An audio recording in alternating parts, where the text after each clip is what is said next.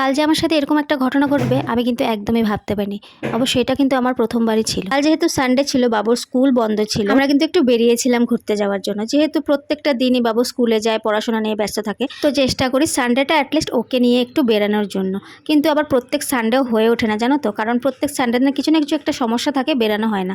তো কাল যেহেতু ফ্রি ছিলাম তো ওকে নিয়ে বেরিয়েছিলাম, আর ওকে বলছিলাম যে ও বল নেবে নাকি। বল তো ভীষণই পছন্দ, যতই ঘরে থাকুক না কেন ওর চাই বল। তবে আমি জানি ওদের ভালো লাগা একমাত্র জিনিস হচ্ছে গাড়ি বা বল, এই দুটো ওদের কিন্তু ভীষণই পছন্দ।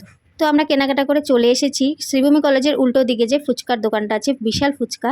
তো সেখানে এসে যখন আমি একটা ফুচকা নয়, এটা চাট ছিল, চাট যখন একটা মুখে দিয়েছিলাম তখন আমার এই অনুভবটা হয়েছে যে আমি এরকম ড্রেস পরে ওদের দুজনের সঙ্গে এসেই সেম টাইমে আমি এরকম চাটই খেয়েছিলাম। চাটটাও কিন্তু সেম দোকান থেকেই খেয়েছিলাম। এমনিতে কিন্তু কত কথা আমি ভুলে যাই, কিন্তু এই কথাটা হঠাৎ করে আমার এই জায়গাটাতে গিয়েই মনে পড়লো। তোমাদের সাথে কি এরকম হয় কখনো? তবে চাটটা কিন্তু ভীষণই ভালো ছিল। তো আমার একটু মিষ্টি কম লাগছিল, মিষ্টি চাটনিটা একটু বেশি হলে ভালো লাগে আমার। তো মিষ্টি চাটনি নিয়েছিলাম আমি আর বাবু কিন্তু চাটটা খেয়েছিলাম, খুব ভালো লেগেছিল।